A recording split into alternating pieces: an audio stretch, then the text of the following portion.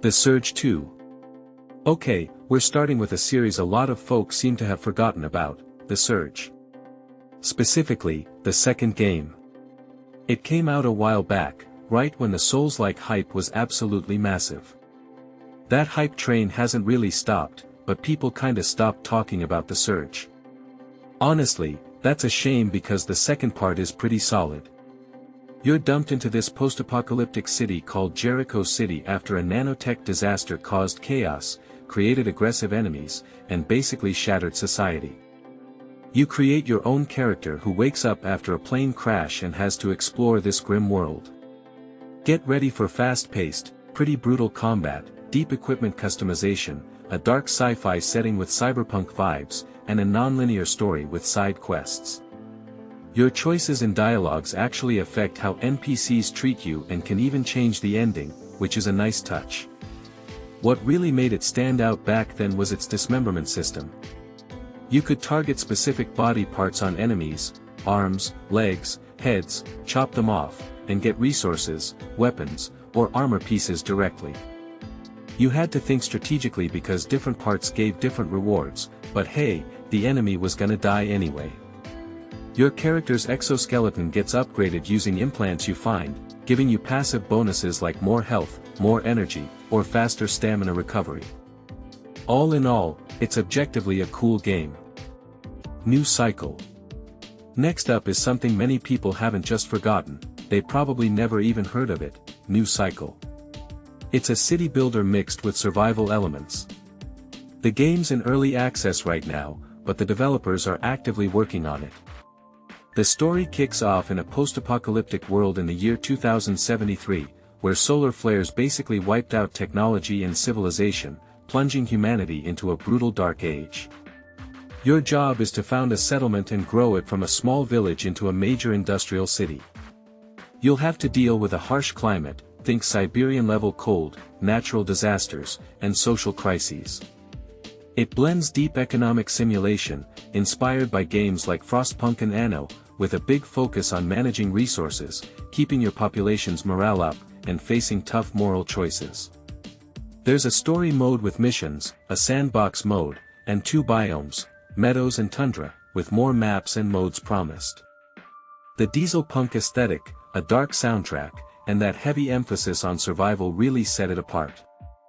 I won't dive deep into all the economy mechanics, progression systems, and other features here, you can figure that stuff out yourself.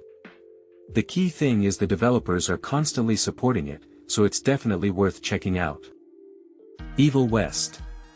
A lot of people skipped over Evil West, which is a shame because it's a really fun third-person action shooter that came out in 2022. It's set in an alternate version of the Wild West where you play as vampire hunter Jesse Rentier, fighting off hordes of supernatural monsters threatening humanity. The game mixes up dynamic gunplay, melee combat, and a little bit of horror in this cool gothic atmosphere. The story's linear, but it's got these cinematic cutscenes. Oh, and there's co-op for 2 players if you've got a buddy to play with. You'll explore a bunch of different locations, from desert canyons to creepy abandoned mines. The combat feels great, it blends guns and melee seamlessly. Jesse uses revolvers, shotguns, dynamite, and this awesome electrified gauntlet for powerful punches and combos. Plus, there are these really satisfying, gory finishing moves, kinda like in Doom, that can restore your health or energy. All in all, it's a cool piece of work. 9 Souls. Kicking things off with 9 Souls, a 2-dimensional Metroidvania with strong Souls-like DNA. This game drops us into the world of New Kunlun, blending Eastern mythology with cyberpunk flair. You play as E, the last of the ancient soul warriors, waking from slumber to take revenge on the 9 rulers who betrayed your people. 9 Souls mixes tight platforming, fast-paced combat, and a lore-heavy story packed with moral dilemmas. The art style pulls from anime and Taiwanese culture, while the soundtrack, pure fire, it elevates the whole experience into something truly unique. Now, since it's a Souls-like, you know parrying's a thing. And here, it's hands down one of the coolest mechanics. Timing it right lets you deflect sword strikes, projectiles, even magic spells. Nail a parry, and you not only block damage but build up chi energy for devastating counterattacks. But if your timing's off, brutal. Seriously, this game demands precision. Keep that in mind. Tainted Grail, Fall of Avalon. Personal gem of the year for me. This game reimagines Arthurian legends through a dark lens, set on the island of Avalon 600 years after King Arthur's reign. The world's drowning in the Red Death Plague and Wordness, a reality-warping force that emerges at night. You start as a prisoner bound to Arthur's soul, hunting fragments of it to resurrect him while exploring a grim world full of monsters, warring factions, and tough choices. The dark fantasy visuals and Elder Scrolls-style open world, but with a grittier, more mature vibe, create insane immersion. And the soundtrack? Chills. Literal chills. I personally sank about 100 hours into it, scouring every corner. Absolute banger. New Arc Line. A tactical RPG with turn-based combat set in a steam-powered world where magic and technology clash. The conflict tears apart the city of New Arc, a gleaming metropolis of progress hiding corruption, inequality, and dark secrets. You play as an immigrant searching for a cure for your family's deadly illness, getting dragged into a war between arcane magic, elves, mages, monsters, and the steampunk revolution, Tesla guns, automatons, you name it. Inspired by classic CRPGs like Arcanum or Baldur's Gate, it offers deep storytelling, choices with consequences, character builds, and party management. The standout feature? Magic corruption. Using powerful spells in low magic zones, like tech-dominated industrial areas, builds corruption points. This physically and mentally mutates your character, altering appearance, boosting abilities, or causing wild side effects like temporarily losing control mid-battle. Seriously cool twist. JDM, Japanese Drift Master. Alright, time to get sideways. This is Japanese Drift Master. You might be surprised, but a Polish studio decided they'd tackle Japanese street racing, and honestly, they nailed the vibe. The game drops you into the fictional Japanese prefecture of Gunma, inspired by Honshu, where you'll dive deep into drift culture and underground racing. You play as Tomek, a Polish driver trying to earn respect in Japan's elite drift scene. It's got an open world with 200 kilometers of roads, a story campaign packed with events, side quests, and deep customization for iconic JDM rides like Mazda, Nissan, Subaru, and more. The manga-style cutscenes, visual flair, and thematic radio stations recreate that classic initial D underground atmosphere. The star feature.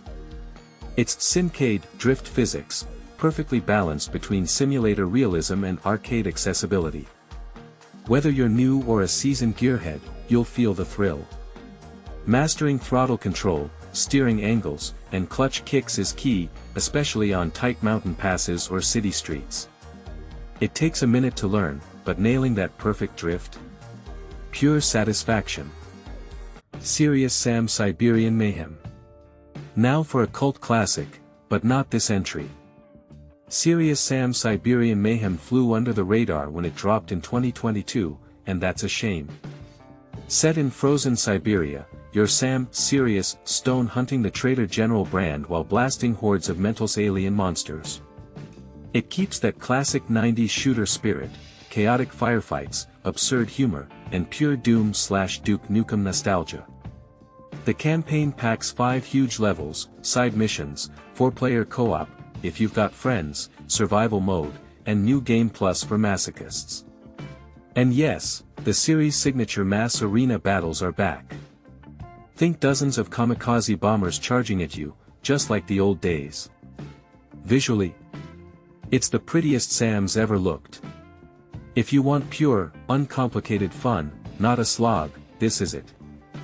Morimens. Something simpler but dripping with dark anime charm. Morimens is a card-battling roguelike with gacha elements.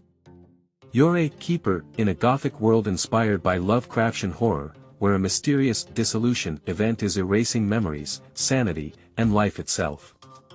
Humanity's clueless, so you recruit a team of sentient, anthropomorphic weapons teetering on madness to uncover the truth. Features include a multi-chapter story, roguelike dungeon runs, and PvP, if your internet holds up. Battles play out on hex grids with tactical card play. The gothic two-dimensional art style and moody Japanese voice acting pull you right in. No English dub, but still solid. The standout twist? Shared health pool. Your whole squad shares 1 HP bar, no individual health bars. Damage spreads evenly across the team, and if that shared bar hits 0, game over. This flips normal strategy on its head. Instead of protecting single units, you focus purely on team synergy and combos. Seriously fresh take. Anger Foot. Meet Anger Foot, literally Angry Boot. This is a lightning-fast, absurd first-person shooter set in the dystopian shit city. You play as a sneaker-obsessed maniac whose prized shoe collection was stolen by 4 gangs. Expect chaotic gameplay with dark humor and psychedelic visuals across 60+ levels in slums, sewers, and skyscrapers. There's 4-player co-op if you want it, plus high replayability from challenges and leaderboards. The bright cartoon art, chiptune soundtrack, and over-the-top violence create pure adrenaline rush. The star. The combo system. It rewards precise, stylish kicks, turning combat into a destructive ballet. Kick down doors, launch enemies into walls, or punt barrels into crowds for explosive multi-kills. Chaining rapid kicks with gunplay or environmental attacks builds your combo meter, like kicking a door into a group for instant carnage. Oh, and each unlockable sneaker gives unique abilities. Brutally clever fun. Wartales. Wartales, a tactical open-world RPG that's still getting meaty expansions years later.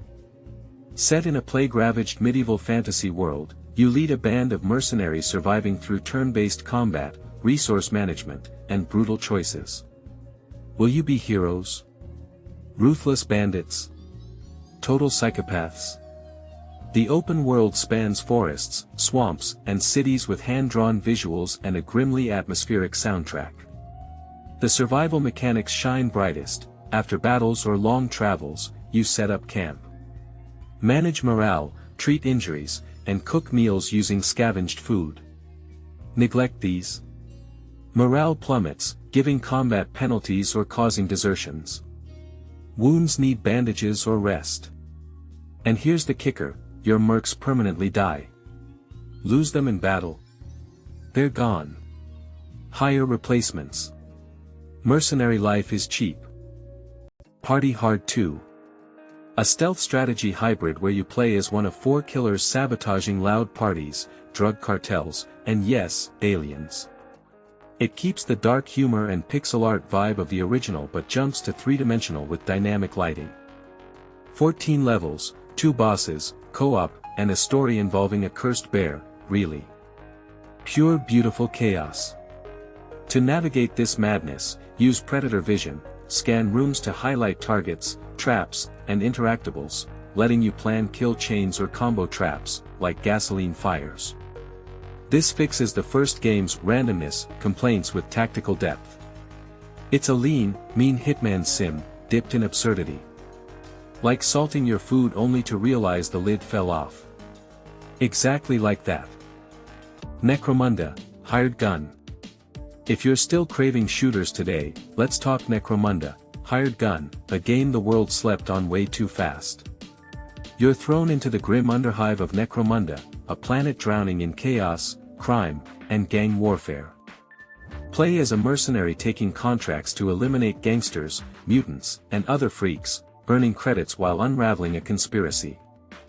13 story missions, endless side jobs, gear upgrades, and shady NPC vendors await.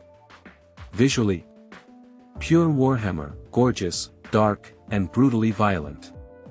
But there's one surprisingly heartwarming twist, your Cybermastiff. This loyal robodog isn't just a companion, it transforms combat and exploration. Command it to shred enemies in melee, distract foes for flanking maneuvers, or use its scent vision to highlight threats and loot through walls. Essential in chaotic, low visibility levels where ambushes lurk around every corner. Bottom line. A shooter with a robopup. Does it get better? Viewfinder. Viewfinder, one of the most visually stunning first-person puzzlers I've ever seen. Dive into a surreal world where you manipulate reality using a camera, turn photos, paintings, and sketches into tangible three-dimensional objects to solve puzzles. Set in a virtual simulation created by scientists seeking to restore Earth after an ecological collapse, vanishing flora, dwindling oxygen. Gameplay lasts 5 to 6 hours across 5 hub worlds packed with puzzles, collectibles, and audio logs revealing the story. But forget all that, the camera mechanic is the star. This Polaroid effect lets you snap photos or use existing images, projecting them into the world to create new structures. Example, photograph a bridge, rotate the snapshot, and place it over a chasm to cross.